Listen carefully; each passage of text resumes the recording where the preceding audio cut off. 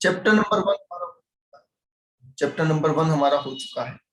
Chapter number 2 हम बाद में करेंगे, क्योंकि मुझे आगे की पहले कुछ चीजें और बतानी है, फिर कराऊंगा मैं। और चैप्टर नंबर 3 से हम आज स्टार्ट करेंगे।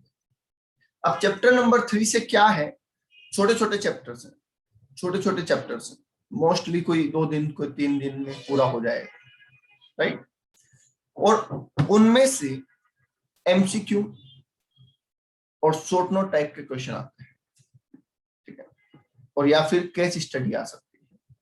तो इसलिए उनको बड़ा ही ध्यान से समझें। कुछ टॉपिक हो सकता है आपके इंटर में पढ़े हुए होंगे, कुछ बिल्कुल नए होंगे, तो उसको बड़े ही ध्यान से समझिए।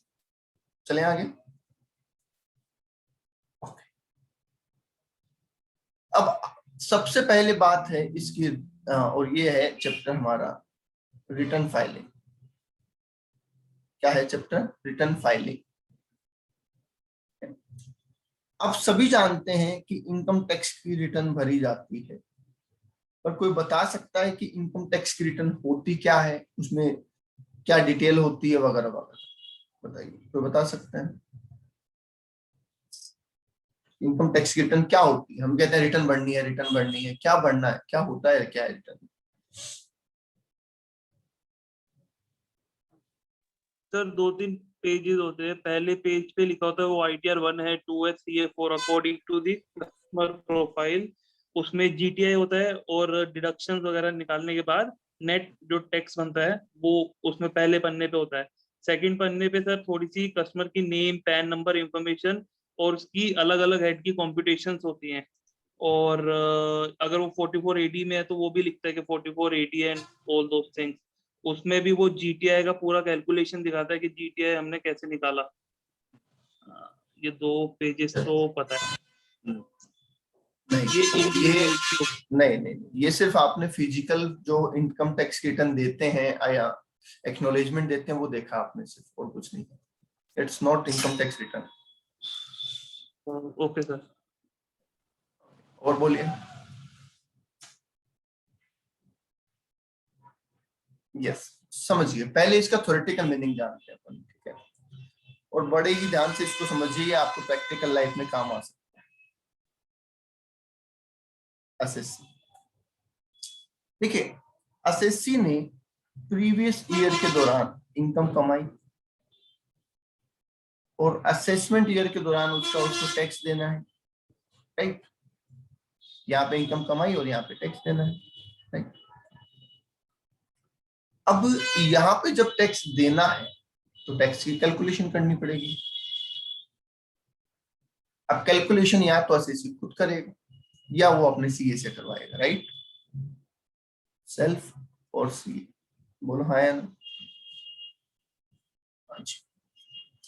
इस कैलकुलेशन के हिसाब से ये बंदा अपना टैक्स जमा करवा देगा गवर्नमेंट, ठीक है। इस कैलकुलेशन के हिसाब से ये बंदा अपना टैक्स जमा करवा देगा गवर्नमेंट, राइट। गवर्नमेंट मतलब इनकम टैक्स डिपार्टमेंट, आप मान लीजिए, इनकम टैक्स डिपार्टमेंट के जरिए ये अपना टैक्स जमा करवा देगा। अब सवाल ये आता है कि आपने जो टैक्स निकाला वो सही है या नहीं है, या वो आपने कैसे निकाला। आपने कहा सर मैं 4000 मेरा टैक्स बनता, ले लो। ये कैसे बनता है?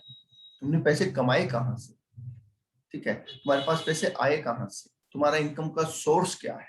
आप कहोगे सर बीएनपी है। भैया कौन सा बीएनपी है, किस तरीके का बिजनेस करते हो, हमें बताओ तो सही, हमें डेटा तो दो।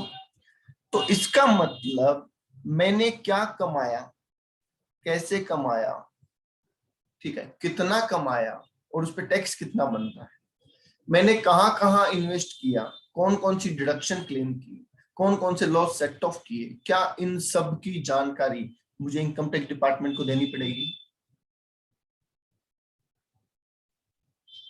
Submitting of particulars of income, deduction etcetera, सारी चीजों की। जितने चैप्टर हमने पढ़े ना, salary, BNP, HP, capital gain, other sources, ये वो, सेट ऑफ क्लबिंग, सब सारी जानकारी हमें उठाकर किसको देनी पड़ेगी? इनकम टैक्स डिपार्टमेंट को देनी। और यही जानकारी देने की जो प्रोसेस है इसे हम कहते हैं इनकम टैक्स रिटर्न। जैसे आप अभी अपना फाइनल का रजिस्ट्रेशन करवाएंगे, तो फाइनल के रजिस्ट्रेशन के लिए आप जानकारी देंगे ना कि आपका नाम क्या है, पिताजी का नाम क्या है, एड्रेस क्या है, मोबाइल नंबर क्या है, ईमेल एड्रेस क्या है, 10th में कितने मार्क्स थे, 12th में कितने मार्क्स थे, ग्रेजुएशन में कितने थे, अगर हो गया है तो फाउंडेशन में, इंटर में कितने मार्क्स थे, ये सारी चीजें पूछेगा। तो आप उससे फॉर्म का नाम देते हैं कि हमने रजिस्ट्रेशन फॉर्म भरा है, राइट। तो वैसे ही जैसे जब आप ये डिटेल इनकम टैक्स डिपार्टमेंट को देंगे तो उसे रिटर्न का नाम दिया जाएगा। अब रिटर्न भरने के कई फॉर्म होते हैं। रिटर्न भरने के कई फॉर्म होते हैं।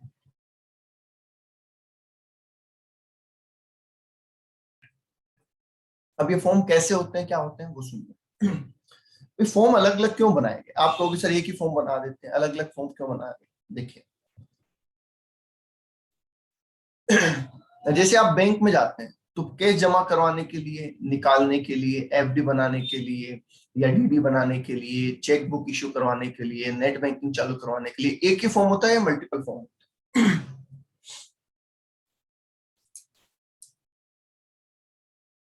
बोलो।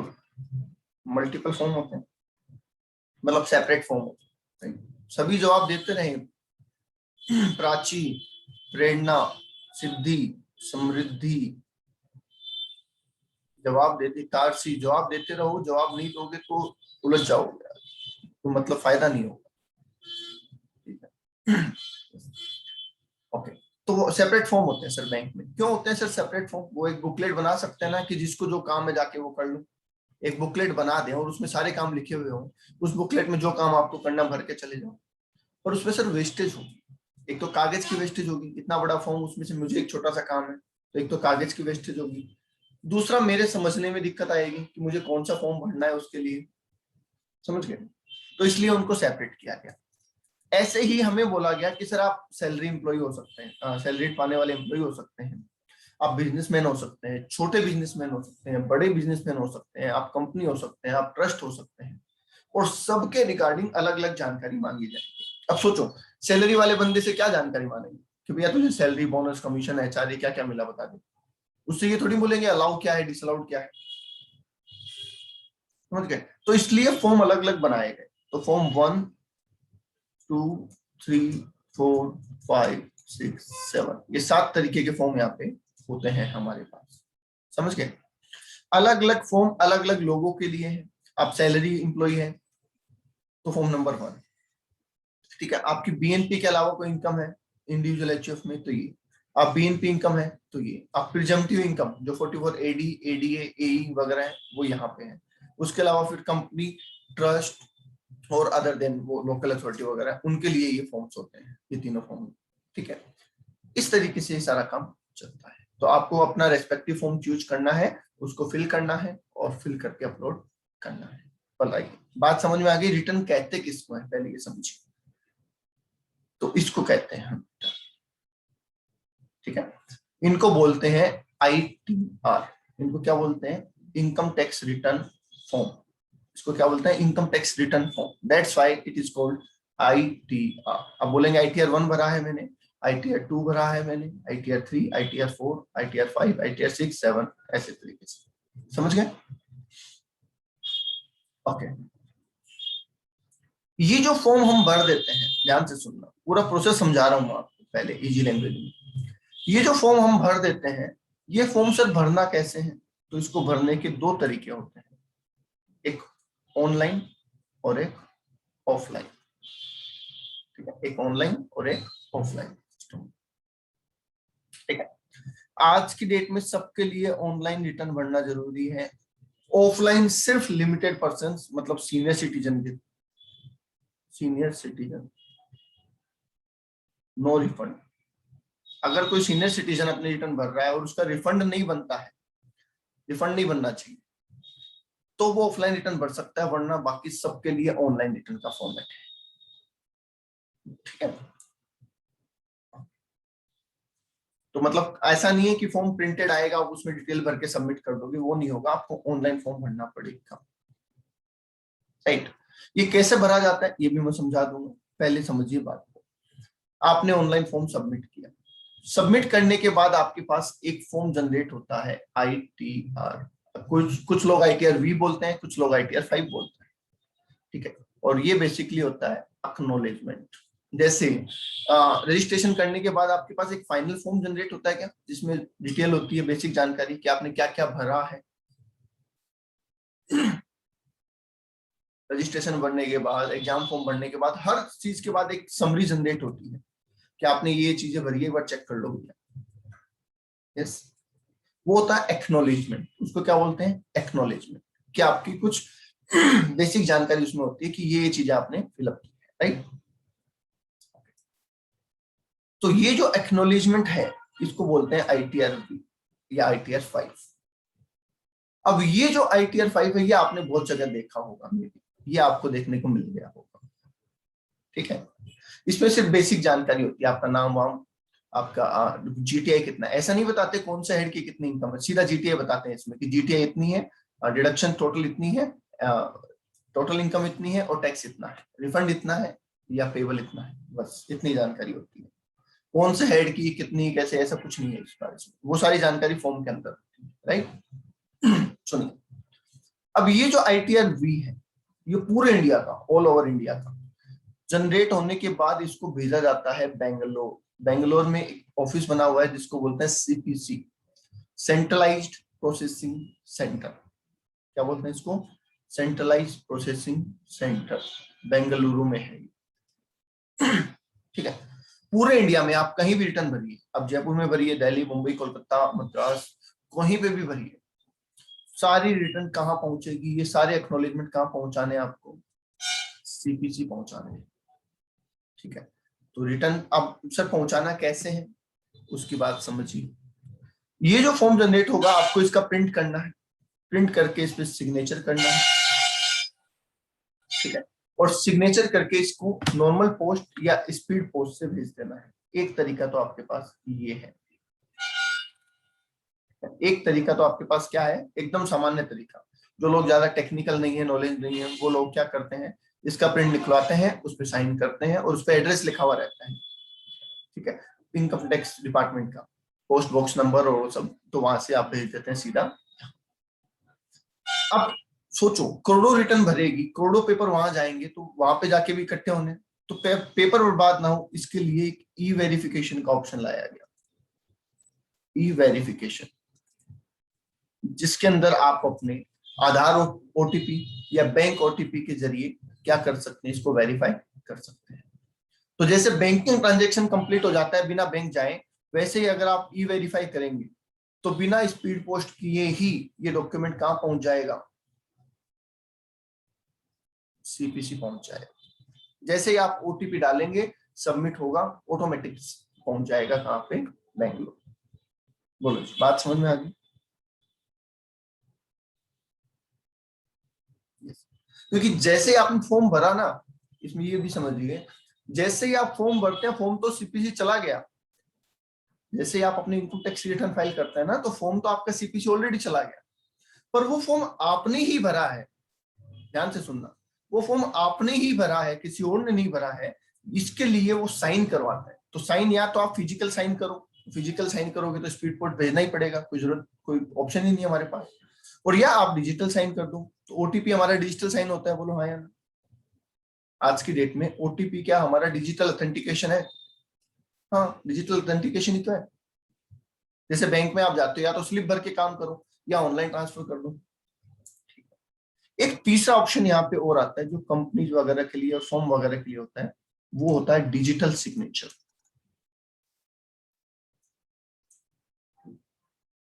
मुझे नहीं पता आपको इसके बारे में जानकारी है या नहीं है। डिजिटल सिग्नेचर, जिसको शॉर्ट में DSC बोलते हैं कुछ लोग, डिजिटल सिग्नेचर सर्टिफिकेट, ठीक है। आमतौर पे ये देखने के लिए एक पेन ड्राइव जैसा होता है, पर इसके अंदर एक सर्टिफिकेट होता है। तो जैसे ही आप डॉक्यूमेंट को उसमें स्कैन करवाते हैं, उसमें एक प्रोसेस होता है, तो वो आपके उस डॉक्यूमेंट पे आपके सिग्नेचर जनरेट कर देता है। मतलब ये अथेंटिकेट कर देता है कि वो डॉक्यूमेंट आपने साइन किया हुआ है। ऐसा नहीं है कि साइन छप जाते हैं, साइन छपना नहीं है, पर वो आपका एक डिजिटल सिग्नेचर उस पर हो जाता है। समझ गए? तीन चीजें, या तो आप साइन करके वेरीफाई करो, तो आप फिजिकली भेजो, या आप ओटीपी से कर दो, और या आप डिजिटल सिग्नेचर से कर दो। कुछ लोगों के लिए डिजिटल सिग्नेचर मैंडेटरी होता है, जैसे कंपनी हो गया, फर्म हो गया, उनके लिए मैंडेटरी होता है। बताइए, बात समझ में आ गई?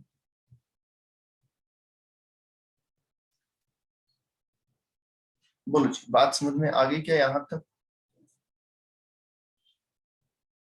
ओके। अब सीपीसी में जब हमारी रिटर्न पहुंच जाती है तो वहां पे उसको चेक किया जाता है कि आपने जो डिटेल भरी है, क्या उसमें कैलकुलेशन सही है, उसमें सारे फैक्ट्स सही है, उनको कोई डाउट तो नहीं है। अगर डाउट होगा तो आपको बुला के पूछेंगे, और डाउट नहीं होगा तो कोई बात नहीं। तो ये हम आगे बात करेंगे कि यहाँ पे फिर क्या होता है।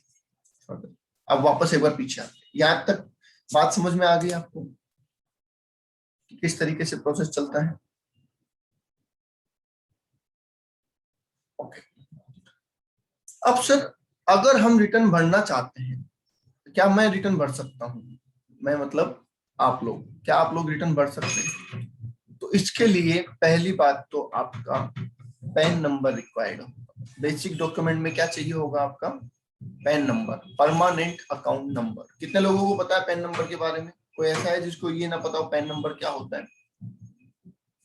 बताइए, कोई ऐसा है क्या जिसको ये ना पता हो कि पैन नंबर क्या होता है?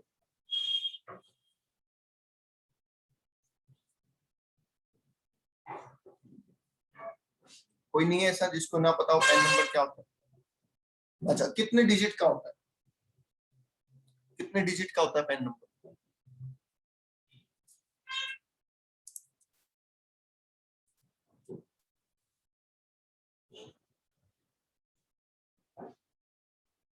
ऐसे गिन रहे होंगे, अपना वाला देख के याद करके ऐसे गिन रहे होंगे। अच्छा, अपना पैन नंबर याद है किसी को? किसी को पैन नंबर याद है अपना?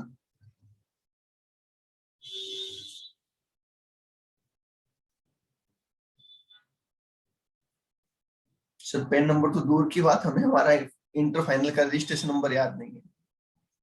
इंटर फाइनल का रजिस्ट्रेशन नंबर याद है अपना?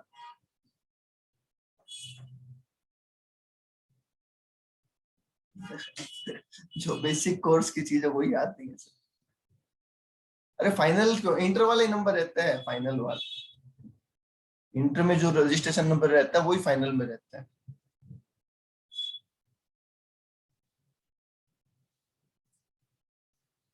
मैंने सर एग्जाम बोलो सर, एग्जाम के टाइम लिखना होता है, याद क्यों करना? अरे बाप रे। अरे याद होना चाहिए, बेसिक चीजें जानकारी याद होनी चाहिए। आप कहीं रिजल्ट चेक कर रहे हो, एडमिट कार्ड नहीं मिल रहा, आप क्या करोगे बताओ? आप रिजल्ट चेक करने गए और उस दिन एडमिट कार्ड नहीं मिल रहा, आप क्या करोगे? बोलने से जरूरत ही नहीं है। मैंने 2008 में, है ना, 2008 में सीपीटी का एग्जाम दिया था, वो मुझे आज तक उसका नंबर याद है। जबकि ऐसा नहीं है उसको तो मैं रिपीट करता हूँ, ऐसा भी नहीं है ना। 2008 में सीपीटी दिया था मैंने, तो 2008 में ही फॉर्म भरा, 2008 में रिजल्ट आया, 2008 में ही रिजल्ट आने के बाद हो गया काम। तो वो तो मुझे आज तक याद है।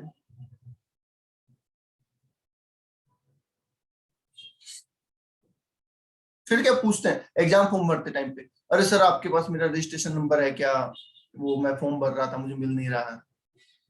रिवैल्यूएशन लगाते टाइम पे, रिजल्ट चेक करते टाइम पे, हर टाइम पे फिर किसी न किसी को पूछना पड़ता है, यार मेरा नंबर याद है क्या?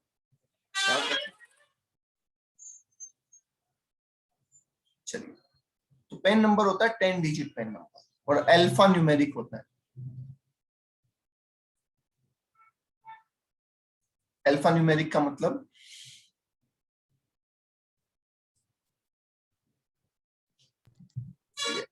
जितने मैंने ए लिखे हैं ये सारे अल्फाबेट होंगे, और जितने मैंने जीरो लिखे हैं वो सारे नंबर होंगे।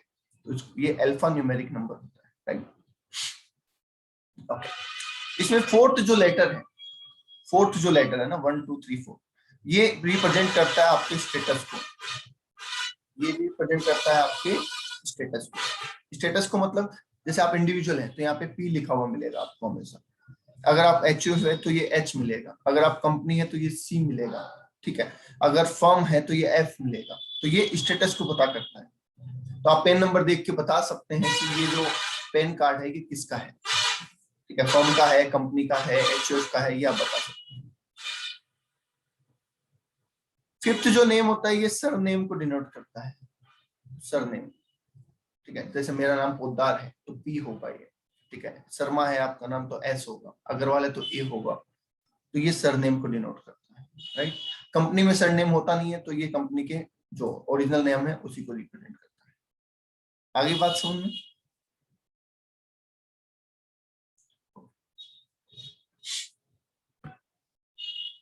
तो ये आता है सब पैन नंबर।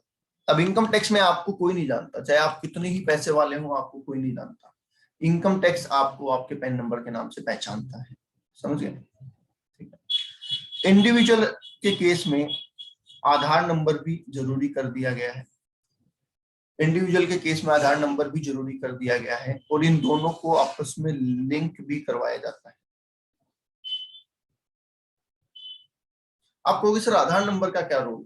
देखो आधार नंबर का रोल है, इन फ्यूचर बहुत सी चीजें ऐसी हो जाएगी जो आपने सोची नहीं। जैसे आप गैस खरीदते हैं, गैस सिलेंडर, क्या वो आधार नंबर से कनेक्टेड होता है? बताइए। आप गैस सिलेंडर परचेज करते हैं तो क्या वो आधार नंबर से लिंक होता है? Yes sir. यस। अगर उससे लिंक नहीं होगा तो आपको सब्सिडी नहीं मिलेगी। अगर उससे लिंक नहीं होगा ना तो आपको सब्सिडी नहीं मिलेगी, ठीक है, तो आप उसको लिंक करवाएंगे। उससे आपका बैंक अकाउंट भी लिंक होता है, बैंक अकाउंट भी आधार कार्ड से लिंक होता है। yes. आप शेयर्स खरीदते हैं, वहां पे भी आधार कार्ड लगता है, ठीक है। आप जॉब करते हैं तो एम्प्लॉयर भी आधार कार्ड मांगता है। तो अगर कोई पर्सन, ध्यान से सुनना, अब इन्होंने लिंक करवा के कितना जंजाल फैला दिया है कि आप सोचो, पहले आप सोचते थे कि ठीक है यार जॉब कर लेते हैं, पैसा आएगा, क्यों बताना है इनकम टैक्स वालों को, क्यों इनकम टैक्स भरना है, ठीक है, या मैं शेयर मार्केट में शेयर खरीद रहा हूँ, बेच रहा हूँ, मुझे क्यों बताना है इनकम टैक्स वालों को। अब आपको बताने की जरूरत ही नहीं है।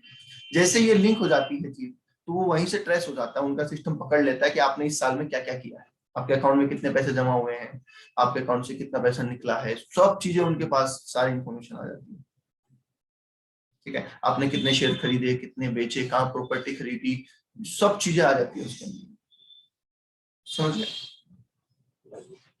तो थोड़े दिन में ऐसा सिस्टम हो जाएगा कि आप जॉब करते हैं, अभी भी है, आप जॉब करते हैं तो आपको जो टीडीएस करता है ना आपका, वहीं से डिटेल वो पकड़ लेता है, अभी भी पकड़ लेता है। आपको कुछ फॉर्म में फिल करने की जरूरत नहीं होती सैलरी वाले रिटर्न के अंदर, आप जाइए फॉर्म फिलअप किया हुआ मिलेगा आपको ऑलरेडी, उन्होंने उठा लिया, आपकी कंपनी से डेटा उठा लिया उन्होंने, सब कुछ लिखा हुआ उसमें, आपको सैलरी इतनी, आपका ये इतना है, इतना इतना, सब कुछ भरा हुआ है, आपको बस कंफर्म करना है और सबमिट करना है, इतना ही काम होता है।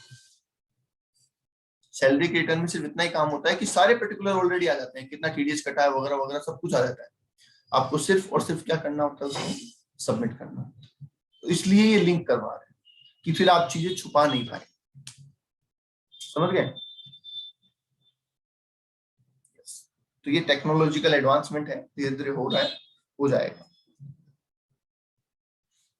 सर बैंक्स के केस में भी तो हुआ था अभी थोड़े टाइम पहले कि लोगों के बहुत सारे बैंक अकाउंट होते हैं, सबको आधार से लिंक कर दिया उन लोगों ने, तो पता चल जाता है कि किसके पास कितना अमाउंट है अभी।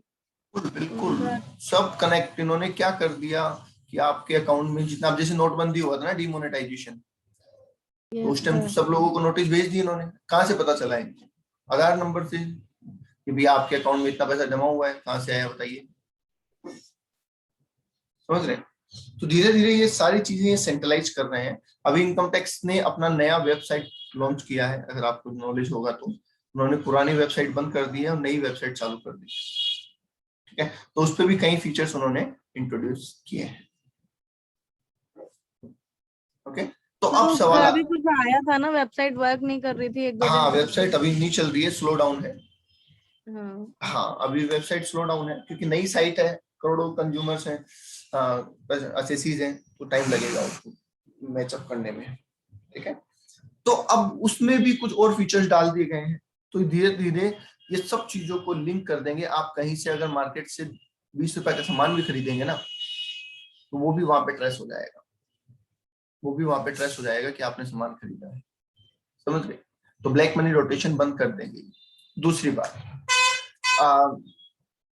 पिछले साल इन्होंने एक चेंज किया इनकम टैक्स में। अब सवाल आता है कि इनकम टैक्स रिटर्न भरनी किसको है, हम इस पे आ रहे हैं, ठीक है, ये हमारा सारा सिस्टम का पार्ट है। आपकी बुक में तो एक एक चीज ये भी बताई है कि रिटर्न भरने के लिए पहले आप इनकम टैक्स इंडिया e-filing.gov.com लिखेंगे, फिर आप उस पर क्लिक करेंगे, फिर आपको ये दिखेगा, फिर आप उस पर क्लिक करेंगे, ऐसे एक एक चीज बता रखी है, ठीक है, पर वो एग्जाम पॉइंट ऑफ व्यू से इररिलेवेंट है, उसमें दिमाग लगाने की चीज नहीं है। तो सुनिए, इनकम टैक्स रिटर्न भरने किसको, मैं उसकी बात कर रहा हूँ। Who is liable to file income tax return, ठीक है।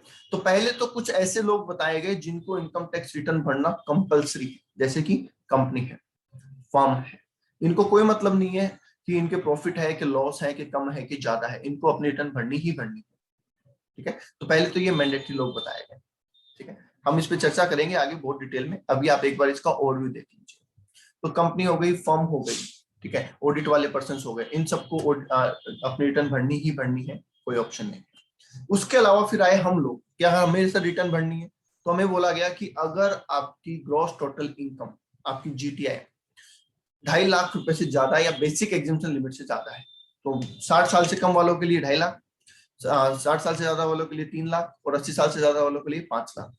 अगर आपकी इनकम इनसे कम है तो आप रिटर्न भरने के लिए लायबल नहीं, और अगर आपकी इनकम इनसे ज्यादा है तो आप रिटर्न भरने के लिए लायबल हैं। समझ गए। अब बहुत सारे लोग क्या करते हैं, मे बी आपके घर में भी आप नोटिस कर पाएंगे, आपके दोस्तों में नोटिस कर पाएंगे कि बहुत से लोग अच्छा पैसा कमाते हैं पर रिटर्न नहीं करते, अच्छा पैसा कमाते हैं पर रिटर्न नहीं करते, ठीक है, और भरते हैं तो ऐसे भरते हैं कि मैंने तो 3 लाख कमाया, मैंने तो 2 लाख कमाया, मैंने तो 4 लाख कमाया। तो इनकम टैक्स वालों ने देखा भाई ऐसे तो गड़बड़ है काम, आदमी पैसे कमा भी रहा है, उड़ा भी रहा है, खर्च भी कर रहा है, सब कुछ कर रहा है, पर रिटर्न नहीं भर रहा, टैक्स नहीं भर रहा। तो उन्होंने पिछले साल 4 कंडीशन पुट की है, 4 लोगों को और बोला है कि आपको भी रिटर्न भरनी पड़ेगी। अब सर ये 4 लोग कौन है, तो सुनिए। पहला पर्सन वो जिसने पूरे साल के दौरान अपने करंट अकाउंट के अंदर 1 करोड़ रुपए जमा करवाए, 1 करोड़ से ज्यादा, ठीक है। अगर किसी पर्सन ने अपने करंट अकाउंट, मतलब आपका बिजनेस चल रहा है, बढ़िया लेन देन हो रहा है, और आप कहते हैं कि सर मेरे तो रिटर्न है ही नहीं, इनकम टैक्स भरने लायक है ही नहीं, मैं तो 2 लाख ही कमाता हूँ, तो वो नहीं चलेगा। अगर आप कम भी कमाते हैं कोई बात नहीं, हमें आप डिटेल सबमिट कीजिए, टैक्स भरे ऐसा कोई जरूरी नहीं है, नहीं बनता मत भरो, पर हमें डिटेल चाहिए, हमें रिटर्न चाहिए आपकी। आगे बात सुन। तो जिसने करंट अकाउंट में सारे करंट अकाउंट मिला के 1 करोड़ से ज्यादा जमा कराए होंगे, उसे भी अपनी रिटर्न भरनी है, चाहे उसकी जीटीआई 2.5 लाख से क्रॉस करे या ना करे। दूसरा पकड़ा फॉरेन टूर करने वाले, जो ये कहते हैं पैसे नहीं हमारे पास, गरीब आदमी और वो घूमते रहते हैं चारों तरफ, उनको पकड़ा कि अगर आपने अपने नाम से, कई बार ऐसा होता है कि आप मेरे पास आए कि सर है ना, साकार आया मेरे पास, साकार आके कहता है कि सर मुझे है ना जम्मू कश्मीर जाना है घूमने के लिए, पर मेरे पास कार्ड नहीं है, तो मैं आपको कैश दे देता हूँ और आपके कार्ड से बुकिंग कर लेता हूँ टिकट्स वगैरह। देखने में रीजनेबल लगता है कि ठीक है कोई बात नहीं यार, कार्ड नहीं, मदद कर देते हैं। बट अगर मैंने अपने अकाउंट से, मैंने अपने सोर्सेस से कि 2 लाख रुपए या उससे ज्यादा खर्च किए हैं फॉरेन टूर के ऊपर, यहाँ पे फॉरेन टूर है, फॉरेन टूर के ऊपर, चाहे वो मेरे लिए हो चाहे वो किसी और के लिए हो, तो मुझे रिटर्न भरनी पड़ेगी, चाहे मेरी इनकम कितनी भी क्यों ना हो। समझ गए। ओके, नेक्स्ट आइए। अब नेक्स्ट क्या होने लगा, एक चीज नोटिस की इनकम टैक्स में, नोटिस ये की कि एक बंदा ये बोलता है कि मेरी इनकम है 2.5 लाख रुपए, है ना, एक घर है, एक घर में 5-7 लोग हैं, उस घर से कोई भी रिटर्न नहीं भरी जाती, कोई भी रिटर्न नहीं भरता, सब यही कहते हैं हमारी इनकम कम है इसलिए हम रिटर्न नहीं भरते, और उस घर में हर रूम में एसी लगा हुआ है, फर्नीचर लगा हुआ है, टीवी लगा हुआ है, सब कुछ मस्त लगा हुआ है, तो क्या आपको लगता है कि उन सबकी इनकम 2.5 लाख से कम है?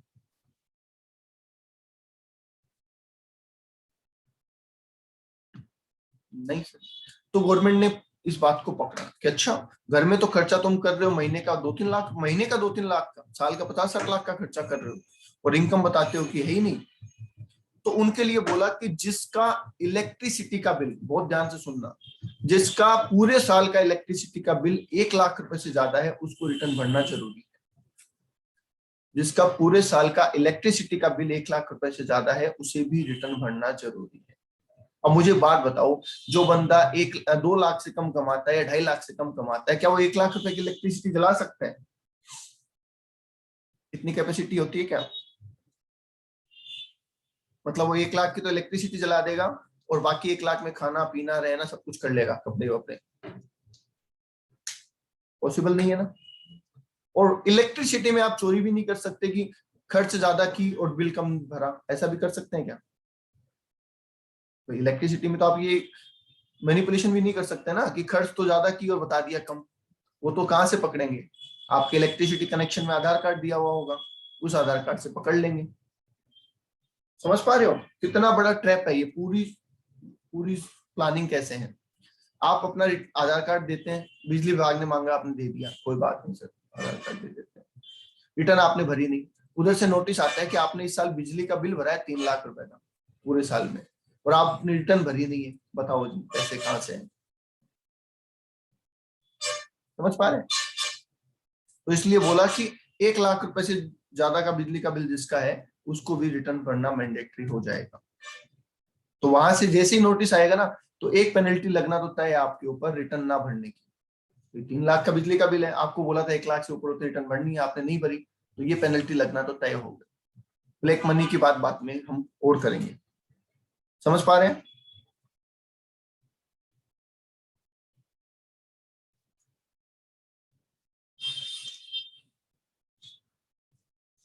तो इन लोगों को रिटर्न भरना मैंडेटरी कर दिया गया, इन लोगों के लिए रिटर्न भरना मैंडेटरी कर दिया। समझ गए?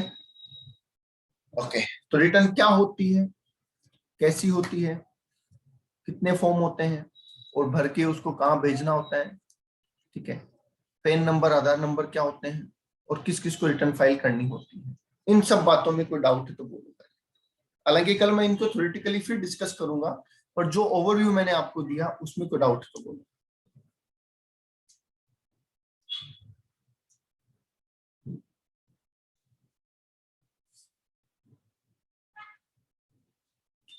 कोई डाउट नहीं है?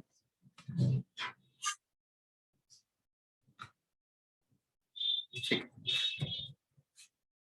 देखिए ये थी पुरानी वेबसाइट, मैं आपको ये भी दिखा देता हूँ, और ये सीधा इन्होंने लिंक कर दिया नई वेबसाइट से, तो ये आपकी नई वेबसाइट, ठीक है। मैं चाहूंगा कि आप इसको विजिट करें आज, है ना, और विजिट करके आप इसको विजिट करें और विजिट करके देखें कि इसमें क्या क्या चीजें होती है। यहाँ पे देखिएगा एक बार, मैंने क्लिक किया है डाउनलोड्स के ऊपर। हालांकि आपके सिलेबस में तो ये सब बता रखा है क्या क्या, कि देखो इस मेन्यू में क्या क्या लिखा हुआ है, सैलरी एम्प्लॉय लिखा हुआ है, या बीएनपी लिखा हुआ है, इससे ये लिखा हुआ है, इसमें क्या होता है, इस तरीके से बता रखा है, पर वो हमारे एग्जाम पॉइंट ऑफ व्यू के लिए नहीं है। यहाँ पे एक बार आप देखिए, फॉर्म दिख रहे हैं आपको, ITR 1 to 7 जो हमने बात की थी, राइट। अब आपको ये जानना हो कि कौन सा फॉर्म किसके काम आएगा, तो आप क्या कर सकते हैं, आप इस पे क्लिक कर दीजिए। क्लिक करते ही देखिए ये आपको बता रहे हैं, for individual being a resident other than NOR having total income up to ₹50 lakh, having income from salary, one house property and other sources, और एग्रीकल्चर इनकम अप टू ₹5,000। अगर इनमें आप आते हैं तो आप ITR 1 भर सकते हैं, वरना आप ITR 1 नहीं भर सकते। बोले डन। तो ये आपको याद रहना चाहिए वैसे भी, क्योंकि कल को जब आप प्रोफेशनल बन जाओगे ना, तो आपसे आपका पड़ोसी, आपका रिश्तेदार कोई भी पूछ सकता है कि मुझे कौन सा फॉर्म भरना है यार, तो ये फॉर्म आपको याद होनी चाहिए, ठीक है। हम बात करें अगर 2, तो फॉर इंडिविजुअल और HUF not having income from PGBP, जिसकी PGBP से इनकम नहीं है वो इंडिविजुअल और HUF ITR 2 भर सकते हैं। इसके अलावा कोई भी इनकम हो, इसके अलावा कोई भी इनकम हो, जैसे कि HP है, कैपिटल गेन है, अदर सोर्सेज है, वो ये ITR 2 भर सकते हैं। समझ गए? ठीक है। इसी तरीके से 3 चलेगा बिजनेस के लिए, 4 चलेगा प्रिजम्पटिव के लिए, इस तरीके से ये सारे फॉर्म चलते जाएंगे, ठीक है। 5 आ गया, 6 आ गया, 7 आ गया। बोलो जी, क्लियर है पॉइंट? ये आप देख लेंगे। अब सर रिटर्न भरते कैसे? ऑनलाइन भरते हैं, पर ऑनलाइन कैसे भरते हैं, तो इसके लिए सुनिए रिटर्न कैसे भरते हैं, मैं थोड़ा सा आपको समझा देता हूँ। रिटर्न भरने के लिए हमें ये जो फॉर्म है ये तो जरूरत है ही। अब इसमें क्या होता है, कुछ तो सॉफ्टवेयर आते हैं मार्केट में, तो वो आप सॉफ्टवेयर परचेज कर सकते हैं। जैसे अलग अलग चीजों के सॉफ्टवेयर आते हैं, वैसे ही इसका भी सॉफ्टवेयर आता है रिटर्न भरने का, बहुत सारे आते हैं। तो वो आप सॉफ्टवेयर का इस्तेमाल कर सकते हैं, जिसमें सबसे जो फेमस सॉफ्टवेयर है वो कॉम्प्यूटेक्स के नाम से आता है। ठीक है, क्या नाम से आता है? कॉम्प्यूटेक्स। ठीक है, उसके अलावा टेक्स्ट टू विन है, ठीक है, टेक्स्ट गाइड, ऐसे बहुत सारे हैं सॉफ्टवेयर, पर सबसे इंपॉर्टेंट जो चलता है, सबसे ज्यादा चलता है, वो चलता है कॉम्प्यूटेक्स, राइट। ओके, तो एक तो आप उसके जरिए क्या कर सकते हैं, रिटर्न फाइल कर सकते हैं। दूसरा ऑप्शन आपके पास होता है यहां से आप ये देखिए, ये स्कीमा दे रखा है, यहां से आप फाइल डाउनलोड कीजिए और यहां से फाइल डाउनलोड करके आप क्या कर सकते हैं, उस रिटर्न को फाइल कर सकते हैं। मतलब यहाँ पे फाइल आप डाउनलोड करोगे, वो फाइल खुलेगी, उस फाइल को फिल करना है, उस फिल करके उसको सबमिट कर देना है, तो वहां से भी आप कर सकते हैं। इसको बोलते हैं ऑफलाइन यूटिलिटी। क्या बोलते हैं इसको? Offline utility, offline utility, right. और दो फॉर्म ऐसे होते हैं, हमेशा ध्यान रखना, दो फॉर्म ऐसे होते हैं जो सीधे भी फाइल हो सकते हैं। दो फॉर्म ऐसे भी हैं जिनको सीधा फाइल किया जा सकता है। सीधा मतलब सीधे ऑनलाइन, जैसे ऑनलाइन फॉर्म भरते हैं एग्जाम फॉर्म, वैसे भी फिल किया जा सकता है। वो होता है ITR 1 एंड ITR 4। 1 एंड 4 दो ऐसे फॉर्म हैं जो डायरेक्टली भी फिल किए जा सकते हैं। ठीक है, उसके लिए आपको ना सॉफ्टवेयर चाहिए ना यूटिलिटी चाहिए, आप सीधे साइट पे जाइएगा और यहाँ से आप इसको लॉगिन करने के बाद आप इसको क्या कर सकते हैं, फिलअप कर सकते हैं। समझ गए? मैन्युअली नहीं, उसमें नाम पते ये सब आपके ऑलरेडी आ जाएंगे, नाम पतों को आपको दोबारा डालने की जरूरत नहीं पड़ेगी, वो सारे ऑलरेडी आ जाएंगे। आपको सिर्फ क्या करना है, इनकम पर्टिकुलर्स डालने हैं, दैट्स इट। ठीक है ना, आपका नाम, आपका रेजिडेंशियल स्टेटस, आपका आधार नंबर, वो सब चीजें ऑटोमेटिक ट्रेस कर लेगा वो पिछले साल, इनके पास जो डेटाबेस है उसमें से। आपको सिर्फ ये डालना है इस साल मैंने क्या कमाया, कितना कमाया, सबमिट, बस इतना ही काम करना है। ओके, देखो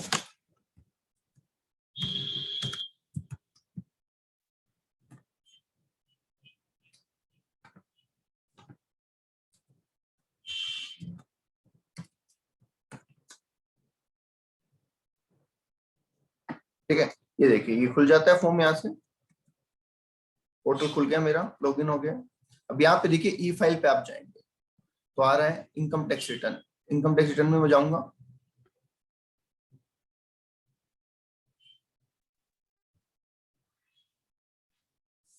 तो ये मुझसे पूछेगा कौन से असेसमेंट के लिए फॉर्म भरना है, मैंने कहा इसके लिए भरना है। ओके, भर दो सर। ऑनलाइन भरना है ऑफलाइन भरना है, मैंने कहा सर ऑफलाइन भरना, ऑनलाइन भरना है। ITR 4 भरना है या और कोई भरना है, मैंने कहा सर नया भरना है।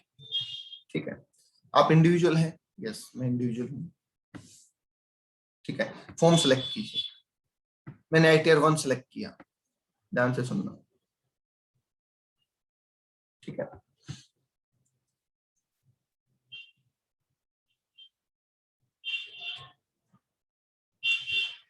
अब देखिए बहुत सी चीजें इन्होंने मेरे से मांग ली इस बार, है ना। फॉर्म 16 ये सब चीजें आपको लेके बैठना है जब आप रिटर्न भरने बैठेंगे।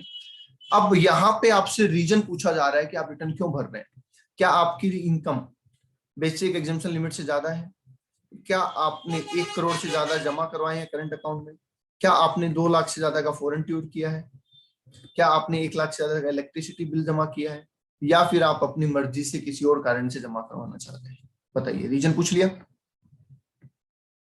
अब जो रीजन हम यहाँ पे देंगे उसके हिसाब से ऑप्शन एक्टिव होते हैं वहां पे। अगर मैंने लिखा 1 लाख से ज्यादा का बिजली का बिल है तो अंदर एक ऑप्शन आ जाएगा कि कितना बिल है बताओ, समझ गए? इस हिसाब से ऑप्शन एक्टिव हो जाते हैं।